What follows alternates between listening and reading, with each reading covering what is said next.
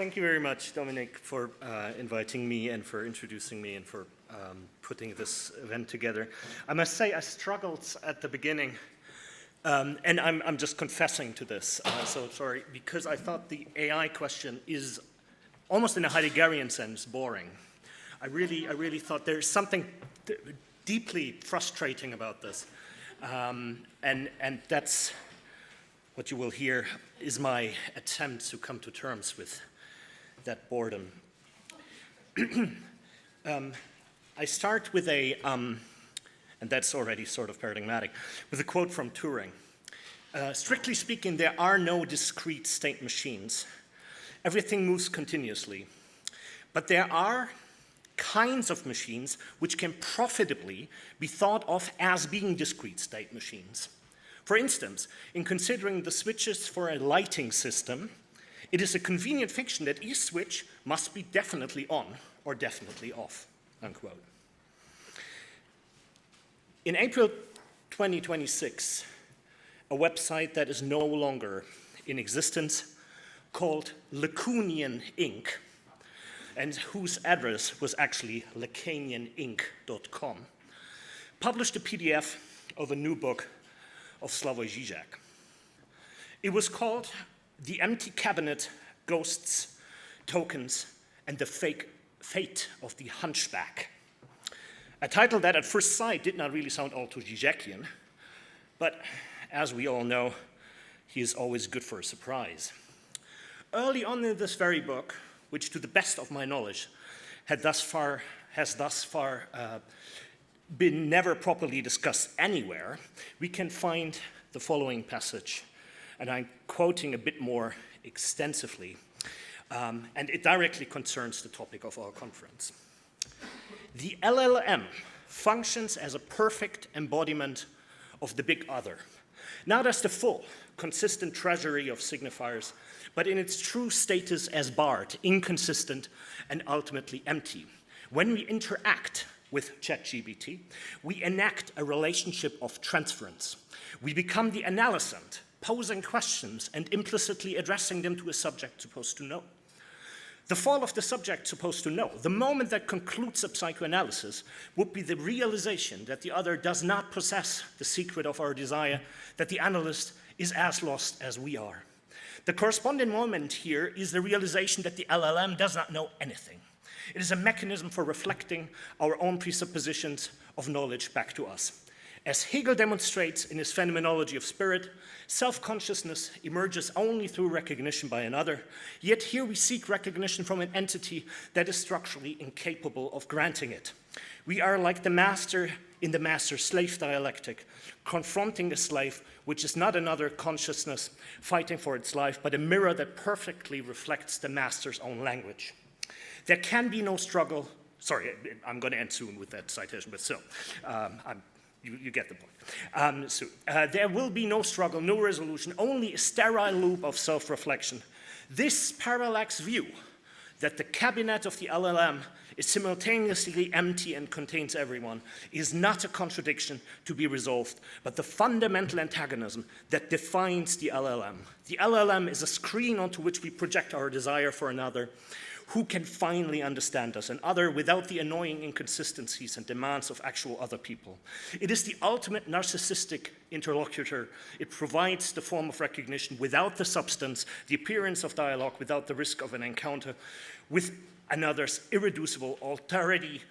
This is ideology at its purest. It is the Hegelian dialectic without a spirit to drive it, a self-unfolding of the notion that is just an unfolding of statistical correlations.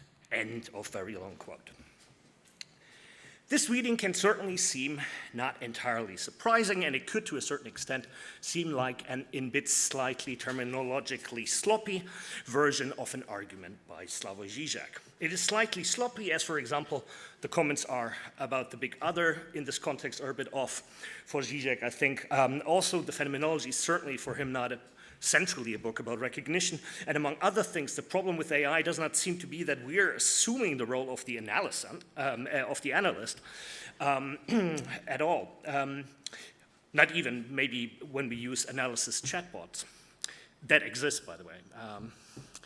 Also, it must be noted that in a later chapter of the same book, we read almost exactly the inverse claim, namely that we are in the same position as the analysand, and this time the argument is that we're engaging with the LLM, and our engagement is ultimately confronting us with a form of the drive.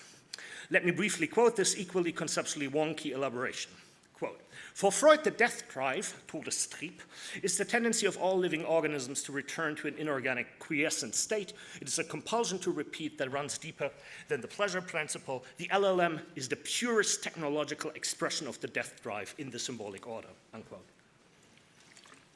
So, the LLM is experienced as big other that is ultimately showing itself as being a barred big other, an insight that we come to when we realize that it does not know anything. There's no knowledge in the cabinet. It's ultimately empty, to use the also rather wonky metaphor of the title. But then the LLM also just operates as if they were our slaves that we can never recognize as such, whereby we are inscribed into a loop of self-reflection of our own dreams, desires, and wishes, and therefore there's a parallax. The cabinet is empty and everyone is in it, but the LLM is also a screen onto which we narcissistically project whatever we want an ideal other to be, even though it is ultimately confronting us with a dialogue without alterity, ideology at its purest, dialectic without spirit, pure notion, pure drive. If you started wondering how all these descriptions hang together or can be inferred from one another, good. And I can assure you they do not and cannot really, at least not in the book. For anyone who actually starts engaging with the book and knows anything about Žižek's systematic approach will almost immediately realize that what they're reading is not a book by Slavoj Žižek, but an AI-generated book by an AI version of Žižek with a particular twist that this AI Žižek book is on AI. This is a quite sterile loop of self-reflection, to quote AI Žižek. But the point, for lack of a better term, the idea behind this strange and peculiar book is ultimately quite reactionary, I think. I think it's really quite reactionary. For its point is not that Žižek's style can easily be reproduced by an AI, and not even that due to a certain dogmatic formatting of his thought, this structure the structure of some of his arguments can easily be recreated by a large language model and applied to any topic whatsoever, even itself. Even though this is part of the setup, to my mind, the thrust of this peculiar book is rather that Žižek's thought itself is deemed to be so mechanical, so automatic, and this touches upon some things that Mladen just mentioned, and automaton-driven that Žižek himself already might be an AI. And to bring this out, one can use an AI that imitates Žižek. The outcome then, therefore, would then be indistinguishable from Žižek himself. Just recall, this is not really new and slightly reactionary, just recall a review of Žižek's Less Than Nothing, written by Peter Osborne in 2013, in which almost at the end the letter states the following: "I'm not sure that Less Than Nothing is the true life's work that Žižek wants it to be. It does present a life's worth of intellectual materials. That they are impressive is without doubt. However, for all the variety of these materials, there's something machinic about them, about the way in which Žižek processes them by subjecting them to the hermeneutical structure of Hegel, Lacan. The constant surprising inversions, the surprise wears off, evoke deconstruction at the time of its routinization." That's the label. In this respect, there is a danger of him remaking Hegel, the difference obliterating dialectical machine. His own script is reenacted so repeatedly that it appears as a new standardized formula. This is the point at which knowing cannot save Žižek from his own doing, unquote. Žižek, that's Osborne's point, even though he refuses to accept the interpretation of Hegel as a difference obliterating machine, is due to the machinic automatic nature of his own thinking himself a difference obliterator. His writing is difference ob literature. But, and as indicated by Osborne himself, so was, according to many prominent critiques of the last 200 years, Hegel said to be. Hegelian dialectics, as you all know, was frequently attested a certain automatic and machinic quality that showed itself by being able to integrate everything into what was perceived as a closed totality without any outside. And Hegel famously states in his Logic that the dialectical speculative method is, I quote, therefore to be recognized as the unrestrictedly universal internal and external mode and as the absolute infinite force to which no object presenting itself as something external, remote from and independent of reason could offer resistance or be of particular nature in opposition to it or could not be penetrated by it. Unquote. And it was Alenka Zupancic who once pointedly remarked somewhere, and I just can't recall where, that when one has spent some time with Hegel, certain moves, certain dialectical inversions happen in one's thinking as if they were automated, and thus automatically. Reading, say, the Logic of Essence repeatedly, it seems thought cannot but get into the habit of moving in a certain way. Thought starts thinking in us automatically, and does Hegel himself not even explicitly say that the logic, at least, has this inbuilt, because as he quite openly states, it has to be rewritten and therefore be rethought at least, or 77 times. So repetition seems to be, to a certain degree, explicitly inbuilt, with 77, as you might know, marking the number one has to beg for forgiveness in the Septuagint. Well, Osborn's critical point vis-a-vis Žižek is made, I think, in an even harsher fashion by the fake that is the AI Žižek book Žižek. For it suggests, sorry, there will be a bit of this. For it suggests that Žižek's thinking is ultimately as such AI-like, automatic, mechanical. The implied critique of the programmed, mechanic nature of Žižek's thought then is also a normative critique of the very danger that supposedly lies in thought becoming programmed, automated, and determined. And maybe I should just remind you that there are thinkers like Hegel or Freud both endorse the idea that thought per se is determined. Right? Hegel defends divine providence, obviously, in history, and Freud defends utter psychic determinism. Nevertheless, there's something wrong with Žižek. AI Žižek seems to suggest as he is like an AI, and thus it is an AI that brings out what is wrong with Žižek. Or in other words, the AI Žižek is a critique of the AI component of Žižek's thought. This seems to imply that any critique of AI also ought to be a critique of the kind of thinking that is like Žižek's. That is to say, it is not a critique of AI Žižek, but of the AI quality of Žižek. For otherwise, we risk to mechanically criticize AI and miss the AIification, and maybe this is the contemporary form of reification avant la lettre of thought itself. The existence of AI Žižek then marks the start of a self-critique less of Žižek, but of thought, which ought to oppose its own AIification, its own Žižekification. Otherwise, to make the point one more time, and from the other side, we get a critique of AI that is already and AIified and cannot but appear as the AI Žižek that is critical of AI. I am making more out of this than one probably ought to, and I'm aware. But in the AI, we get Žižek without substance, a decaffeinated form of Žižek. And what the reactionary side of this peculiar experiment seems to want to show is that through the AI, Žižek's critique of AI, we see that Žižek is always already without substance.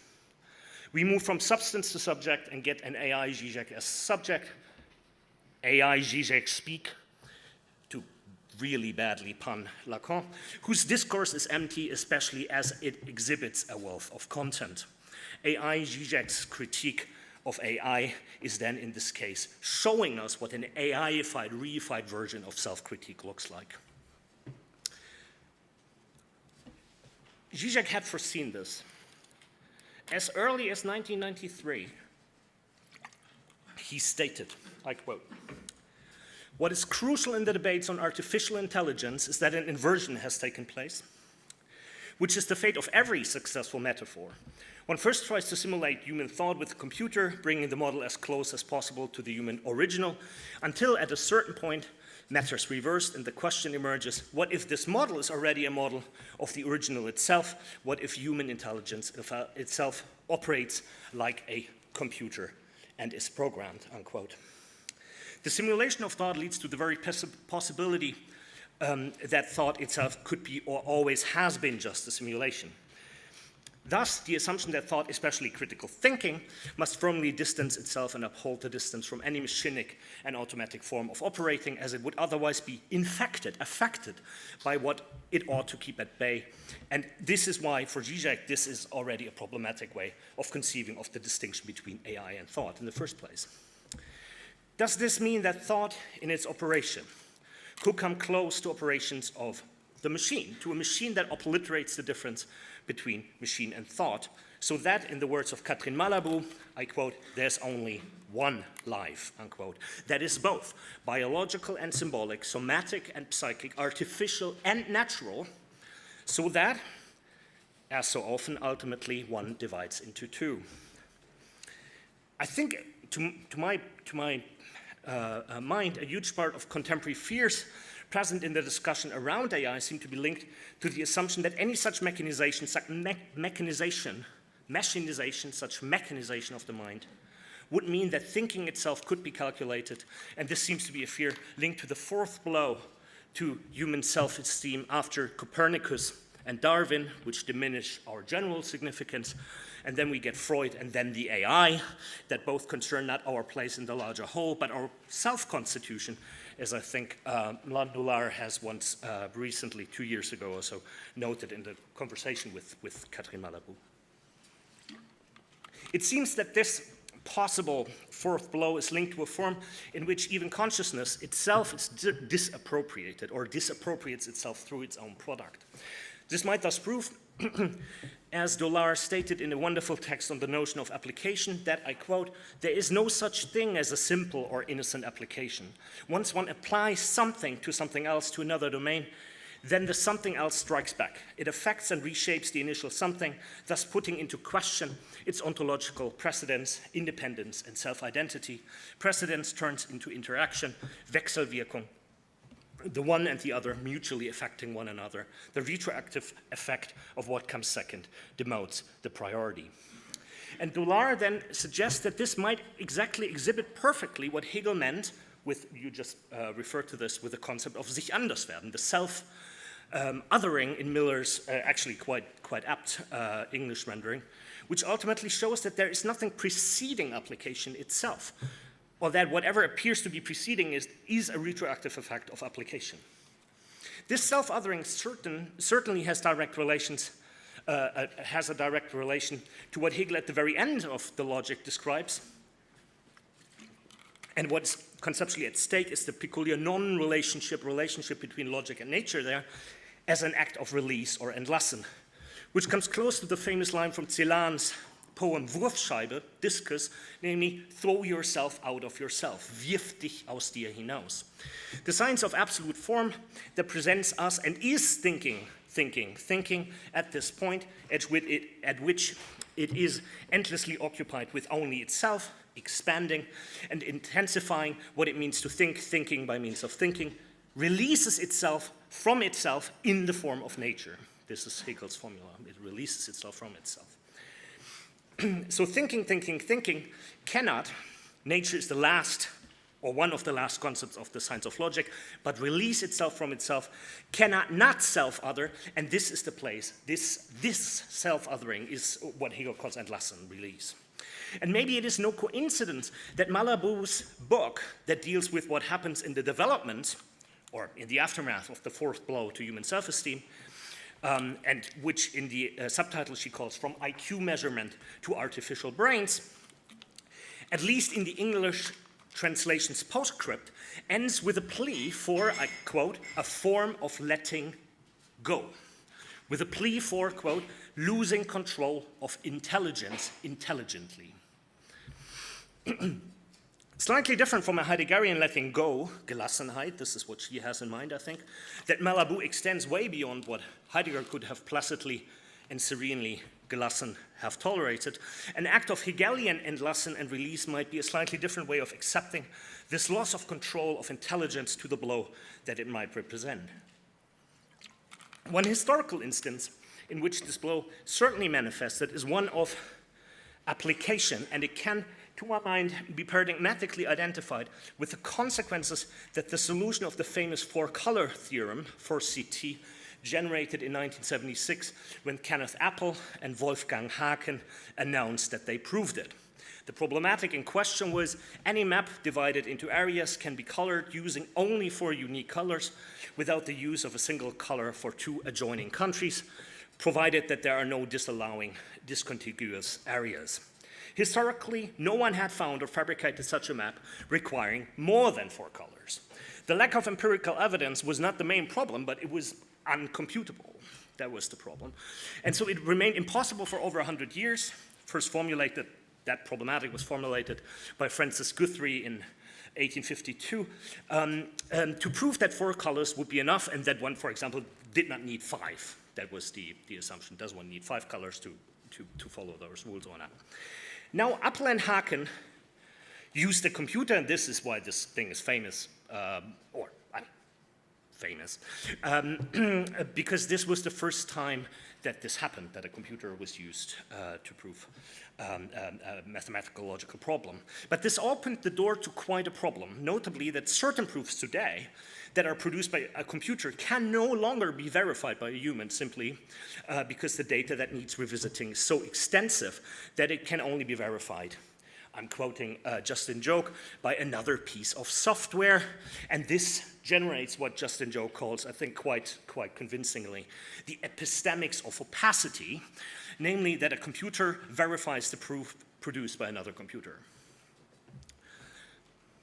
They're just like applied mathematical problems that, I don't know, generate 200 terabytes of proofs and no one would ever be able to just read this. But this could still only be an almost ontic, or at least a problem that only concerns applied form of mathematics, which then would in turn prove that the applicative capacities of a calculating machine by far always already exceeded the calculating capacities of the human mind. But the mechanization of the mind does not simply concern computation, for in this regard, I think the battle, if it ever was one, was always already lost. An early book by Jean-Pierre Dupuy on the birth of cybernetics that appeared with this title, Mechanization of the Mind, does not only suggest that thinking can be formalized, and maybe even computed, even though that's obviously a different point, but also that in early cybernetic discussions, the thought is omnipresent that the products of our conscious activity would exceed this very activity. So we produce stuff that transgresses us. And that is a point, as some of you will certainly know, that Hans Jonas' ethics of responsibility takes as a foundational factor for formulating a concept of responsibility in the first place. And I'm just mentioning that because Katrin Malabou struggles with the idea of what it means to have a responsible relationship with AI, and that is sort of Hans Jonas' entire, I think, problem or point. The debate around the machinic aspect of Žižekian, potentially Hegelian, maybe dialectical, I'm not sure there's much other thought, as such directly touches central issues of the contemporary heart of the debate, I think, surrounding AI, at least as far as I can tell. For the two camps that, to cite Lenin, are both worse, that are often represented as dominating the present conjuncture, are those who either see in it the final having come into being of the technological or even technocratic solution of all kinds of contemporary problems, digital communism at the horizon, or Kurzweil, that's the other, because they think, and I'm quoting here a reflection by Žižek that is quite to the point from Christian atheism, because they believe the machine which reads all of us all the time is blind. Without awareness, a mechanic algorithm, it can make this, and this is why it can make decisions which are much more adequate than those made by human individuals also, and above all, with regard to these individuals themselves, to what they really want or need. So the blindness of the AI is its actual strength, right? Because is dispassionate about what we need. And then there's the opposing opinion, a position that's critical of AI as the epitome of embodiment of what Heidegger would have called technologie, Technik, which proves yet again that science doesn't think. And you will all know Heidegger famously stated in the Spiegel interview, cybernetics is the metaphysics of the atomic age. Or in a different but quite similar, I think, argumentative direction, Adorno, who sees in mathematics famously, and I'm quoting the jargon of authenticity, for good reasons, the primal model, Urbild, of positivistic thought, unquote. While the first side of the discussion seems to opt for a fusion of mathematical formalization or computation and thought in the form of that which then becomes computational, the second side highlights the violence that is done by mathematics, calculation, and formalization to all kinds of things, including thought, and emphasizes strictly the need for a separation of the two. What stands behind both sides is a certain idea, I think, of mechanization, of machinization, of automation, of formalization. All these things have a different connotation, I'm aware of that, but nevertheless, I think for the general orientation, that's helpful. Of the very relationship between the machinic and mechanical, or of the automatic and thought, or freedom, if you wish. And in the following, I would like to avoid externally opposing, say, the automated and thought, which almost brings back memories of the distinction between body, no artificial body, and mind, or more trivially, if we speak, for example, in terms of intelligence, of the cultural and the natural. Thinkers as different as Peter Sloterdijk, Catherine Malabou, Hegel, clearly note that intelligence is from its very beginning artificial. A reason why for Žižek, I think the Hegelian interpretation of second nature today is seeing its heyday, and is interwoven with and not separable from what it is at the same time distinguished from, or distinguishing itself from. And that has something to do why in the discussion with Katrin Malabou, Mladen referred to the Freudian expression of human beings as only used once as Prothesengott, as God, I don't even know how to, yeah, thank you, prosthetic God. Right, because it's just like human beings become all-powerful through technology, but absolutely dependent on that very technology. So their omnipotence is at the same time indicating their absolute reliance and unseparability on what makes them omnipotent. In the relation between the automatic and the free, the cultural and the natural, the mechanical, repetitive, and creatively inaugurating, we seem to be dealing with what I once tried to describe as an embodiment of an unrelation. Two terms are fundamentally distinct but cannot be separated, and therefore appear as an odd couple in what Hegel calls the unhappy word, the unlucky wording that is unity, Einheit, as one that divides into two, which is why dialectics, it seems, is here at the heart of the matter, and why probably the very distinction between a potential and an actual act, which is as such what Marx thought is reified as labor power, is at stake here as well. To my mind, and one therefore has to reject Derrida's critique that, I quote, what Hegel could never think is a machine that would work without, to this extent, being governed by an order of reappropriation, sans être en cela réglé par un ordre de réappropriation. Such a functioning would be unthinkable in that it inscribes within itself an effect of pure loss, unquote. And one can do so reject this critique, even though this is just an aside, because in the logic, Hegel clearly indicates, for example, Pacha Derrida, that in any form of dialectical development, there can always occur what he calls, I quote, relapses into previous determinations, paths opened that lead nowhere and are not again reappropriated, that are just genuinely unproductive.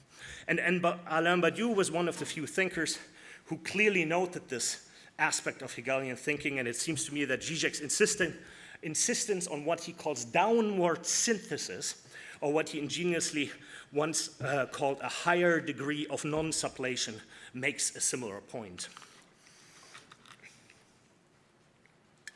In the rest of my talk, I want to experiment in what way a dialectical, and this does mean, even if not only Hegel affirming position, can contribute to the task that was set for all of us by Dominik.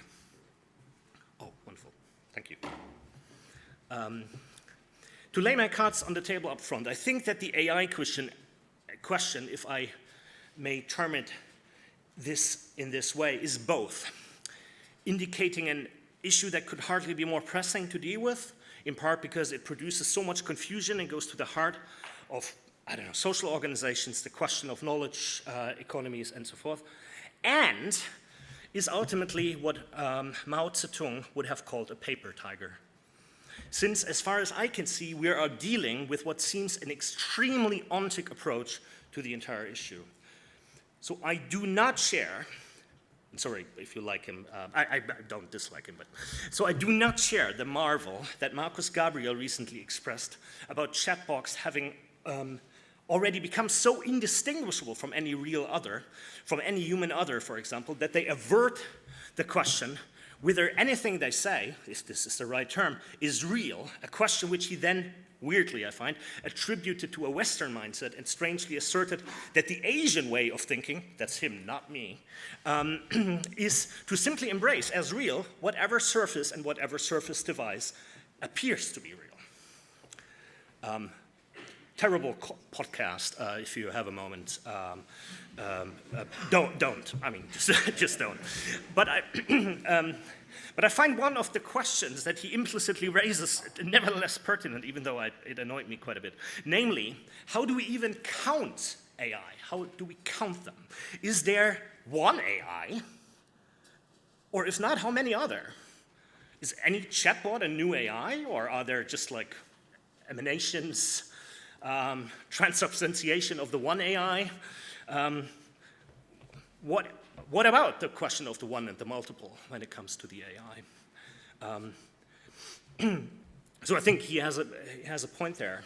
And that has something to do, and you see this is a bit tentative, but I think with the relationship between AI and the status, maybe I would even be tempted to say the ontology of number. There is a relationship, I think, there that is worthy to think about.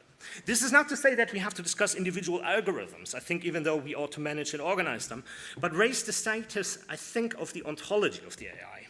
I think that Hegel, the thinker of absolute form, of the absolute qua form, of thus what one could call the formalization of the absolute, can contribute fundamentally to the questions that are at stake here.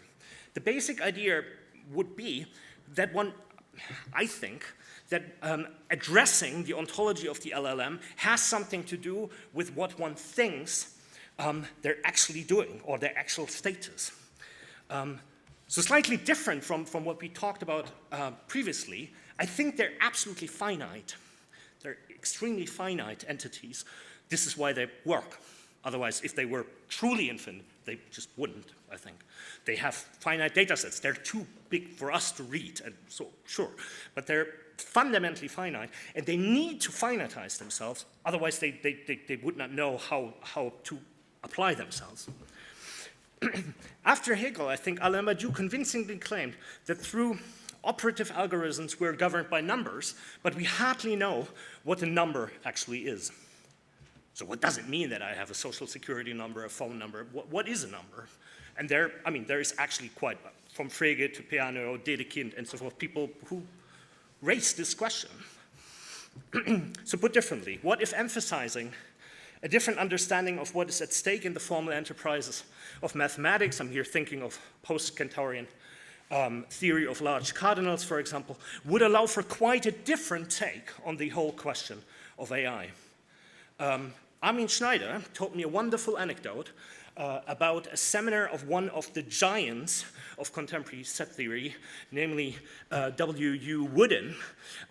He is one of Alain Badiou's heroes, a celebrated professor of mathematics at Harvard, who started a more or less recent course in set theory and the theory of large cardinals with sort of a comment that AI has not and will never have any impact on what he does. Because the AI cannot calculate large cardinals. The AI has no way of dealing with infinity, with actual infinity. It can't. Which means that the AI rather renews our understanding of what finitude is, and, I mean, as already Descartes knew, finitude is more difficult to think than infinity, right? The thought of infinity is quite clear. Finitude is messy. Certainly, in the current form, LLMs and all those chatbots that we're bombarded with, and that Žižek, I think, pointedly calls machines of perversion, are in the end very little more than prosopopeias of the prosopopeia that, according to Marx, articulate themselves in what he called the language of commodities. Warensprache. Just recall the famous, if the commodity could speak, it would say, and then Mladen has presented wonderful readings of this. Today, the commodity, so the form of appearance that we give to things that we take to have value in capitalism, actually speaks, or it seems so. But for now, and I think that may have something to do with what Andrew previously said, that maybe right now this is a prosopopeia of capital, what I tried to describe as a prosopopeia of the prosopopeia. But for now, we, the users, to use this already antiquated term, seem to be the only commodity that speaks and generates value in the interstices. And this is reification of potential and actual act, in actu, so to speak. Žižek describes this as a form in which nothing is repressed, but repression. So that is perversion, right? That's the idea behind this. So even though we encounter today an increase of authoritarianism aligning itself with the decline of the state, which is buttressed by the latter and which is declining due to the former, it is possible, I think, with Hegel and others, to affirm an automatism of thought as liberating, a power, the powers of formalization in times when the algorithmization of all possible desires has taken place. I recently, for example, learned that there are Christian chatbots where, if one pays, one can have a long-term private chat, not only with Jesus, but far more interesting, with Satan. I was really tempted, but then, right, yeah. So there is such an option when we're living through a period in which we witness an entire reinvention of what exploitation could even mean and the ways in which it operates. So right now we're exploited all the time, but we enjoy it and we don't even notice it, right? I mean, if you just Google something or put something in those stupid chatbots, right? I mean, you're working. That's labor. Once. Is it possible in such a conjuncture to nevertheless affirm that, and let me put it in the most abstract, that mathematics is the thinking, even though it is practically as well as theoretically, in its ontic applied form constantly used as a system and weapon of math destruction, as a weapon of the destruction, I think to a certain extent, of math as thinking itself. So can there be a different form of application? That's my question, a different form of application. Maybe this is just one of the ways in which one could repeat the old Althusserian gesture to mobilize science against the very ideology of science that frequently obfuscates what science is, ultimately. Just in Jokes 2022, Revolutionary Mathematics, AI, Statistics, and the Logic of Capitalism wagers comparably and is helpful here, I think.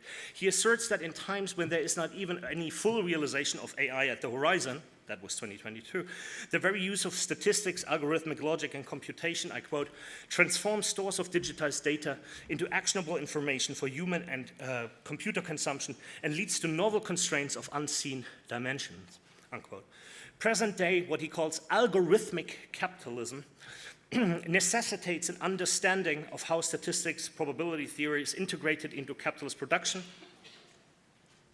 and how their specific, I quote, metaphysical force, their, quote again, metaphysical role, generates a particular and peculiar novel metaphysics of contemporary everyday life, since they provide a kind of science, quote, for turning knowledge into action.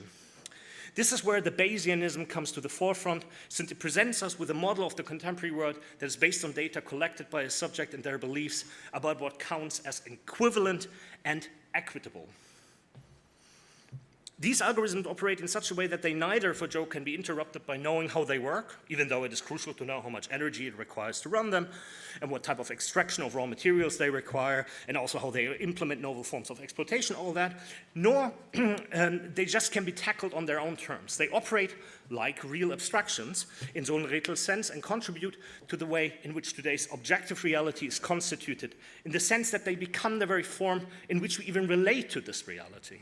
Such real abstractions are ones that are strangely plastic and dynamic and morphing abstractions and work below, I think, any form of ideology. In this sense, they're linked to commodity fetishism, which also in Marx is not ideology, right?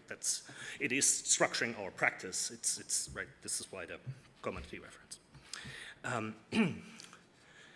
I think this is why Joke insists that, I quote, math, statistics, or science are necessary component, are nevertheless necessary components of any radical politics and thought in the 21st century. And, I quote again, the work of a mathematician is metaphysical and needs to be defended. So I share this project. I think this is an appropriation. Why not appropriate AI? Let me put it like that. That's not only my thought, but Lenin had, in 1918, argued for the urgent need of a revolutionary use of statistics. The urgent need of statistics, because it proves and organizes an orientation in an objective world. And I'm tempted to repeat this gesture vis-a-vis ChatGPT and the like. What would emancipatory ChatGPT look like? Why not think of that? Why not set a specific task, namely to appropriate what right now appears to be the worst of all forms of power beyond our control, namely the algorithmic one? To my mind, this would then mean to split formalization, to split automatism into two, to mobilize automatism against bad automatization, or more plainly put, to rethink algorithm from the perspective of a mathematics that is not a mathematics of finitude and hence of algorithm. Put differently, any mathematics that claims to be revolutionary cannot start with algorithms, but needs to rethink their situatedness and the ontology of application. That's what I meant with the ontology of number. So what if, thus, we would think about computation and algorithmization rather from the perspective of infinity, actual infinity, and not potential infinity? So my assumption is rather that thus far AI is simply finite. So what would happen if we started to use it as the tool that it is? And rethink how it operates by rethinking how it formalizes. This might lead us, I think, to reclaim Hegel's distinction of the good and bad infinite in a new way. It might lead to a different type of an automatism of infinity, an infinity of automatism, a different form of application. Thanks.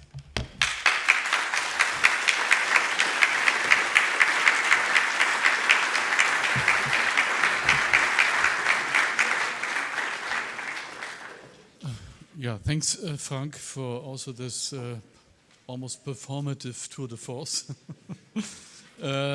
Luca, yeah.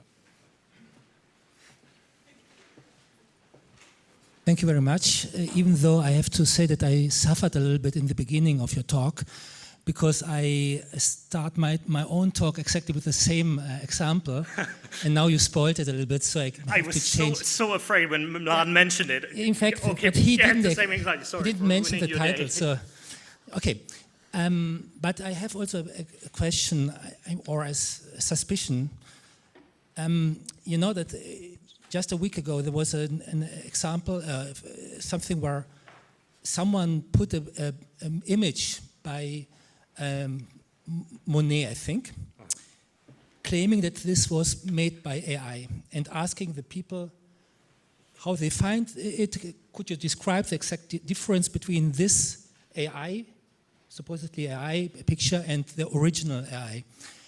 And there were plenty of comments claiming, no, it's empty, it's blah, blah, blah. Actually, this was interesting because I think our understanding that something is made by AI shapes our perception of what is done of this symbolic form. So my question regarding Žižek, and maybe also relating to the introduction of Dominik, isn't it not strange that we are really talking about a book claiming that it is written by one of the most famous philosophers of our times, and we are questioning, no, but this is not AI. No, I mean, we put it seriously. So And just 3 years ago, we were just asking whether a small work of a student could be used, have to be done with the use of AI, and we would think, no, you could discover it. Now we are talking about philosophers, right? And so isn't it, or to put it in a different way,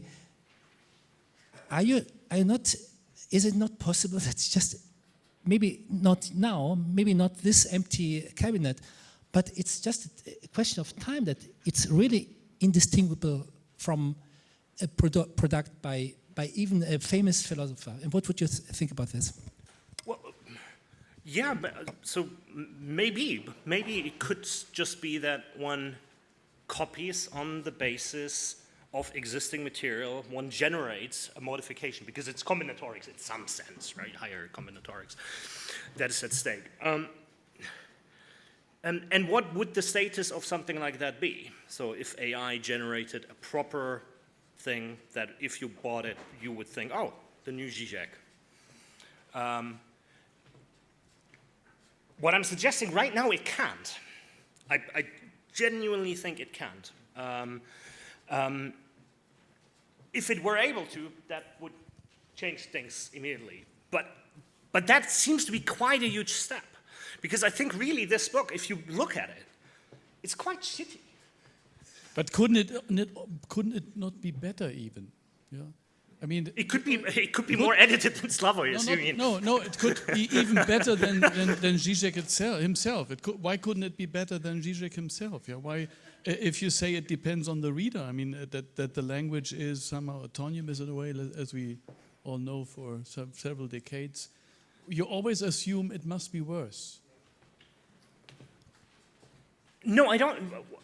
No, it could be. Maybe it could be better and better. I mean, just I don't know. Maybe shorter, more pointed, or whatever, or properly referenced, no Wikipedia, or right. I mean, but I think then maybe we're approaching something that seems to me similar to, you know, when you ever read Hegel's lectures, right, or the comments, let's say, in anything that pertains to objective or absolute spirit.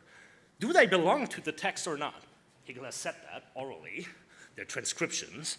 But is that Hegel's text? I get that. I just suffer from the trauma of having been asked this in my PhD defense, right? Because I made a lot from on the basis of one of those comments from the comments. So is that Hegel or not? My argument then was, if it is in line with Hegel, yeah. So if that says what Hegel's argument there is, why should that not be the case? But what I tried to show before is that right now, that Žižek book is really easily identifiable as not Žižek because it itemizes, in a very bad way, Žižek's moves. Right? So it isolates basic argumentative features and puts them in a sequence, and that sequencing doesn't work. And that sequencing doesn't work has something to do, if one defends that Žižek is a systematic thinker, with the question, can one formalize dialectics, I think. That was the point that I was trying to make. Right? Can one formalize dialectics? I think no is the answer. One can't. And that is, in part, I think, what Hegel shows in the Science of Absolute Form. That any such attempt to present a total formula, just a shorthand of dialectics, it will fail. Thank you so much, Frank. So you obviously were referencing Badiou's Immanence of Truths, and it seems that in that book, one of the things that he's doing is he's arguing there's a difference between universality and the absolute. And the problem of the bad infinite, in a sense, has changed because the difference between the potential and the actual infinite, okay, that issue's already at stake once we get to the first infinity that we posit, in which, of course, Badiou runs within being an event.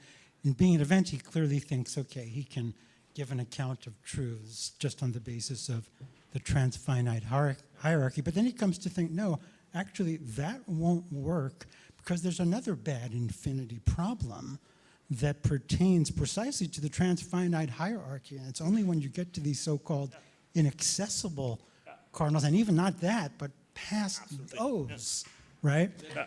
This is Badiou Yeah. in Immanence of Truths, and of course it's connected to his whole vocabulary of waste products versus, and I take it that in effect what you're worried about is looking at the Žižek book as a waste product from the standpoint of Immanence of Truths.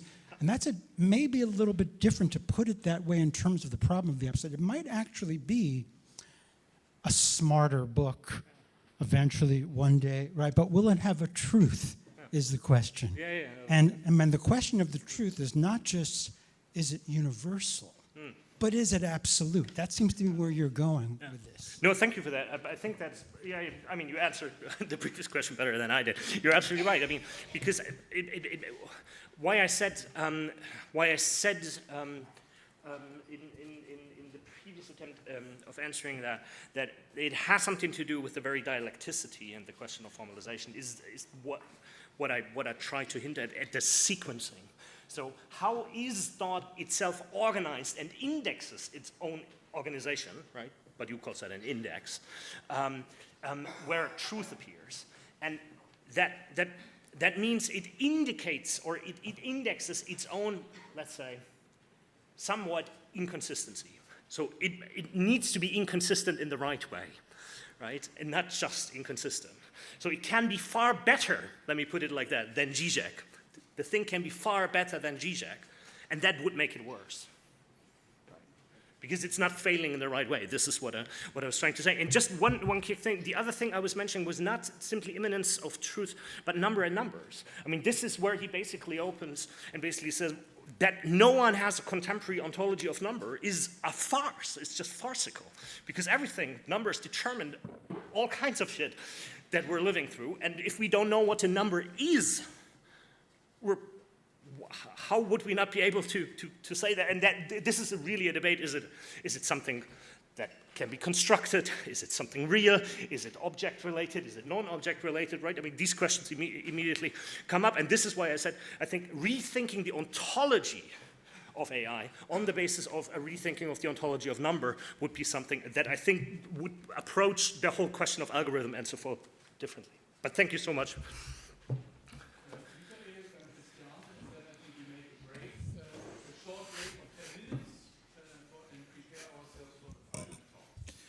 Yeah, thank you very much for this really inspiring talk, and I guess I would never be possible to put so much philosophical energy on the stage as you did, so thank you for that.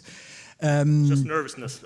No, it was there's no energy. Really. It was great to listen and to get involved in the way you presented it. So I would just take up your last point. What might an emancipative artificial intelligence look like? What can we do with it? And I would just take up this introductory example with a book of Žižek and AI. So I guess what AI can give us as philosophers to start a really critical self-critical evaluation what we do and what our discipline do.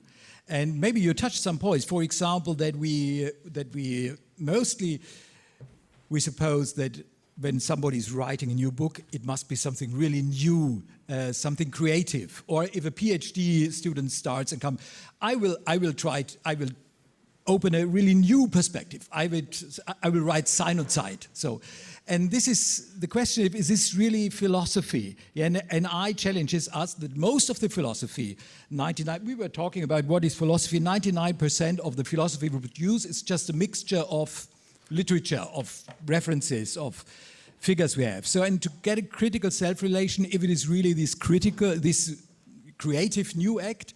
And another point is that we as philosophers very often think that it only can one person can do philosophy. For example, other disciplines, they write articles for 10, 15 people. They have no problem to write it at 50 people. And as philosophers, we think only one can do. And artificial intelligence, you said it maybe becomes better. And artificial intelligence in the end is just a collective writing, a response of collective writing. And I'm not sure if you said the sequence was not able, the statistics were not able to keep dialectic. I think in 10 years, maybe they can do it, yeah.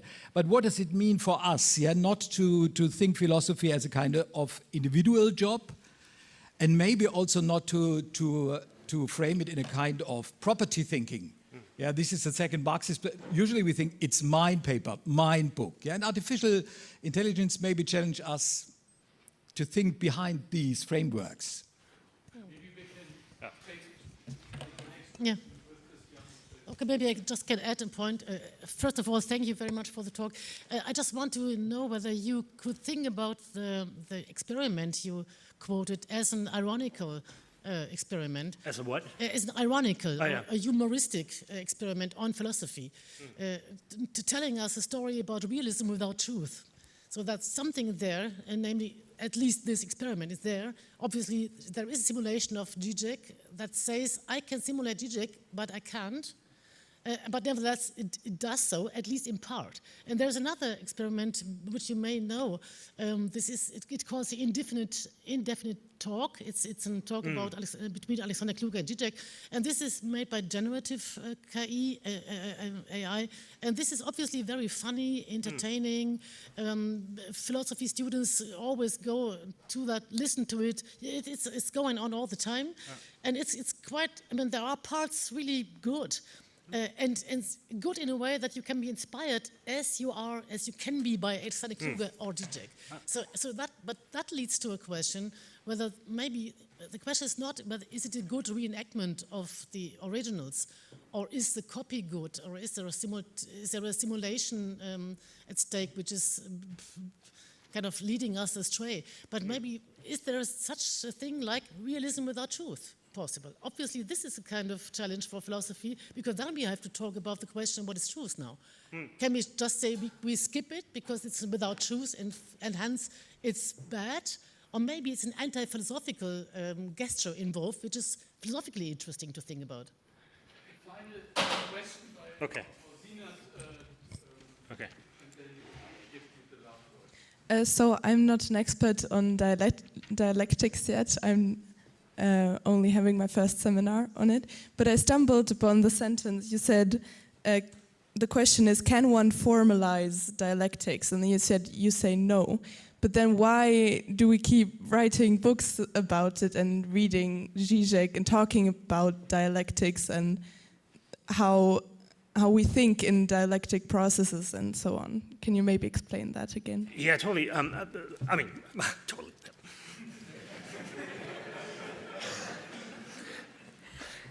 Yeah. I think, for example, Hegel's Signs of Logic, right? If you read it, and it's dreadful and painful and complicated, right? You only know what it is at the end where Hegel says, look, that's the Signs of Logic. But you could not simply open the last 2 pages and think, okay, what is the science of logic? You see, right? And this is why it presents difficulties for formalization. Another way of rendering what I said is that there's a self-referential paradox. I mean, for example, with regard to computation, can one compute computation itself? That's a real question, and the answer is kind of no, right? That's the whole point of computation, that it does not compute itself. This is why it works, right? So it produces necessary this self-referential blind spot, and that raises the question of formalization, I think. It's a very sketchy answer, but I hope that helped. With regard to what Christiane has said, there are reactionary jokes, and I just wanted to say that is a reactionary joke. I have nothing. I don't want to defend Žižek at all costs or philosophy at all costs, but I think this is just really a bad experiment, which was an attempt very different from, I don't know, for example, the wonderful song "Cut Your Balls," is it? Cut the Balls, right? Where, I don't know, a fake Žižek dances in Ljubljana to a song which is about castration, symbolic castration, ultimately. It is funny, and it's all the things. Charming, it comes with an insight, it shows something about Žižek in a very pointed way. This is really not it in my reading. I first thought I'm only going to speak about the book and just present a reading, but it was just reactionary, I think, and bad. And this is why I wanted to highlight that. So I'm not per se against that. And maybe quickly about, I didn't say, let's stop philosophizing and appropriate AI to do philosophy. I didn't say that. But I wanted to say, let's just appropriate AI and use it in a better way, A. But secondly, also rethink its internal Bayesian structure, because the Bayesianism is really a problem. And I mean, that is why it everywhere produces the destructive effects that it has, because of the inherent Bayesianism that produces really opacities through these very particular constructions of a database with subjective choices that are not even made by subjects anymore, or clear and intelligible to subjects anymore. And rethinking how that works, I think, and restructuring how that works, that would be part of it. And in this sense, this is why I said Lenin and statistics. I have no problem, I would have no problem with an efficient organization of traffic. I would be all for it, yes. I don't want to do it, so let the machine do it. So I'm all for it, why not? Medicine, yes, absolutely. Why not? I mean, if it can diagnose appropriately, yes. But how it works right now, it's impossible. So one needs to rethink it, and one needs to readjust it, and the question, hence, is not simply of taking it, but rethinking, I think, its ontological fundaments. And foundations, that was the idea. Thanks. Thanks. It was a great debate.